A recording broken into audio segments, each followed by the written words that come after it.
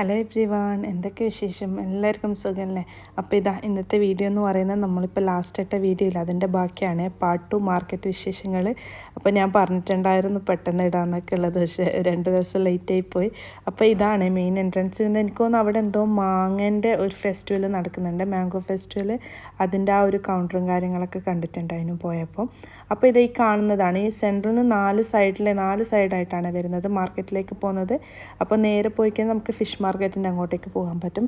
അത് ഞാനിപ്പോൾ ഡീറ്റെയിൽ ആയിട്ട് ഫിഷ് മാർക്കറ്റ് ഇതിൽ കാണിക്കുന്നില്ല, കാരണം കഴിഞ്ഞ വീഡിയോയിൽ ഡീറ്റെയിൽ ആയിട്ട് കാണിച്ചിട്ടുണ്ടായിരുന്നല്ലോ. അപ്പോൾ അതിൻ്റെ സൈഡിൽ തന്നെ കുട്ടികൾക്ക് കളിക്കുന്ന ഏരിയയും കാര്യങ്ങളൊക്കെ ഉണ്ട്. അതുപോലെ തന്നെ വേറെയും കുറേ കുട്ടികളുടെ കളിക്കുന്ന സാധനങ്ങളും ടോയ്സൊക്കെ വിൽക്കുന്ന കുറേ ഷോപ്പ് ആ സൈഡിലുണ്ട്.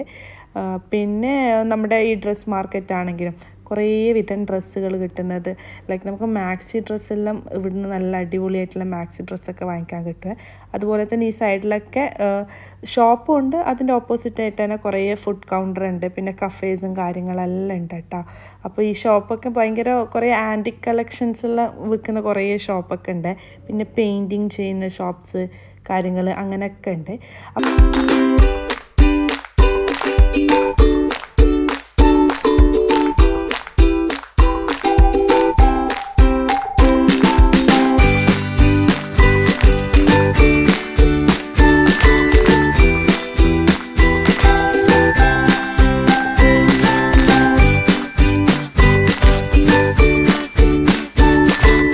അപ്പോൾ ഈ ഒരു ഏരിയയിലെ പർച്ചേസും കാര്യങ്ങളൊക്കെ കഴിഞ്ഞ് കഴിഞ്ഞാൽ നമുക്ക് പോകാൻ പറ്റുന്ന വേറൊരു ഏരിയ എന്ന് പറയുന്നത് നമ്മുടെ ഈ വെജിറ്റബിൾ മാർക്കറ്റാണ്.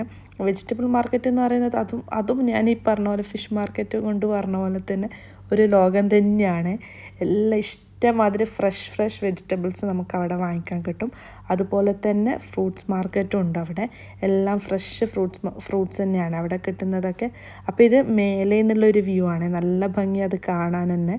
അപ്പോൾ മേലെ നിന്ന് ഞാൻ ജസ്റ്റ് ഒന്ന് അതിൻ്റെ ആ ഒരു വീഡിയോ എടുത്തതാണ്.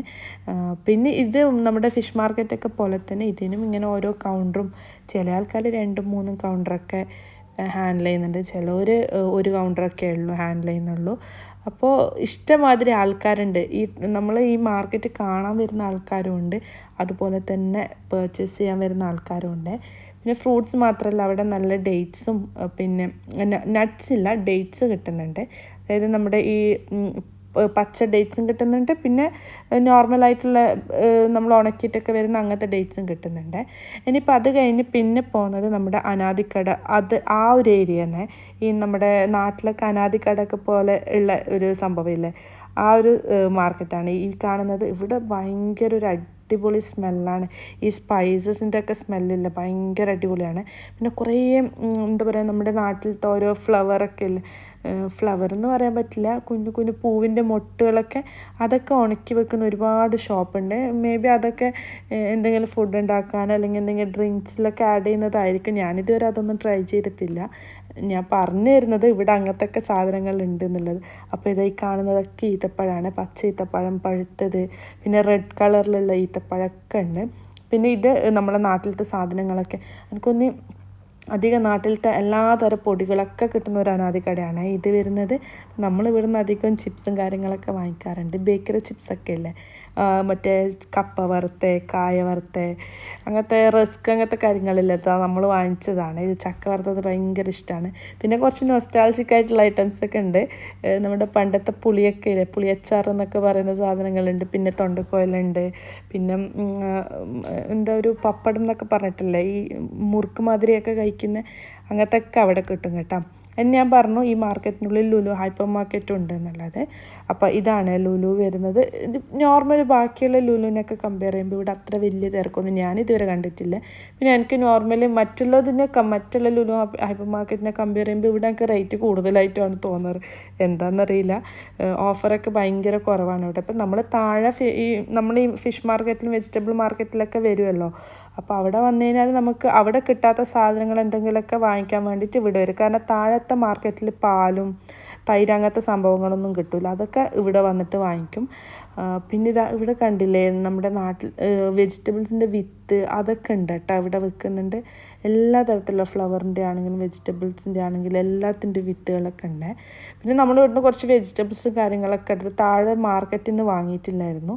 അപ്പോൾ ഇവിടെ ഓർഗാനിക്കായിട്ടുള്ള എല്ലാ ഐറ്റംസും പിന്നെ അല്ലാത്തതുമായിട്ടതും എല്ലാം ഉണ്ട് കേട്ടോ. ഫ്രഷും ഫ്രോസൺ ഐറ്റംസ് എല്ലാ കാര്യങ്ങളും ഉണ്ട്. അപ്പോൾ കുറച്ച് വെജിറ്റബിൾസ് എല്ലാം വാങ്ങിച്ചു. എനിക്ക് മെയിനായിട്ട് കുക്കുംബർ വാങ്ങിക്കണമായിരുന്നു, കാരണം ഒരു പ്രോൺസിൻ്റെ ഒരു സാലഡ് ചെയ്യാൻ വേണ്ടിയിട്ട്. പറ്റുമെങ്കിൽ ഞാൻ അതിൻ്റെ റെസിപ്പി ഇട്ടാട്ടാ. ഉറപ്പ് പറയാൻ പറ്റുന്നില്ല, കാരണം ഞാൻ ചിലപ്പോൾ പെട്ടെന്നൊക്കെ ഉണ്ടാക്കുന്നത്, അതുകൊണ്ട് ചിലപ്പോൾ വീഡിയോ എടുക്കാനുള്ള സാവകാശം ഉണ്ടാകണമെന്നില്ല. അതുകൊണ്ട് ഞാൻ പറ്റിയിട്ടുണ്ടെങ്കിൽ ഞാൻ ഇതാക്കാം. അതിനുവേണ്ടി ഞങ്ങൾക്ക് കുറേ കുക്കുംബർ വാങ്ങിച്ചിട്ടുണ്ടായിരുന്നു. പിന്നെ വേറെ എന്താ വാങ്ങിച്ച്, പിന്നെ ഇതന്നെ ഇതുപോലെ തന്നെ ഒരുപാട് സാധനങ്ങളും കാര്യങ്ങളൊക്കെ വാങ്ങിച്ചു. ഇവിടെ നമുക്ക് എന്താ പറയുക, ഫിഷും ഉണ്ട് കേട്ടോ. പിന്നെ ഫിഷൊന്നും അങ്ങനെ ലുലുന്നൊന്നും വാങ്ങിക്കില്ല, കാരണം താഴെ തന്നെ വലിയ ഫിഷ് മാർക്കറ്റ് ഉണ്ടാകുമ്പോൾ നമ്മൾ ഇവിടെ വന്നിട്ട് വാങ്ങിക്കേണ്ട ആവശ്യമില്ലല്ലോ. പിന്നെ ഞാൻ നമ്മുടെ പാത്രങ്ങളൊക്കെ വെക്കുന്ന ആ ഒരു സെക്ഷനിൽ പോയിട്ട് എനിക്കൊരു സെറാമിക്കിൻ്റെ ഡിന്നർ സെറ്റ് വാങ്ങിക്കണം എന്നുണ്ട്.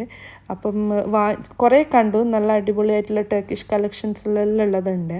പക്ഷേ എനിക്ക് സെറാമിക്കിന് ഇങ്ങനെ പ്ലെയിൻ ആയിട്ട് ഇപ്പം കാണിക്കുന്നത് പോലത്തെ ഇതാണ് വേണ്ടത്.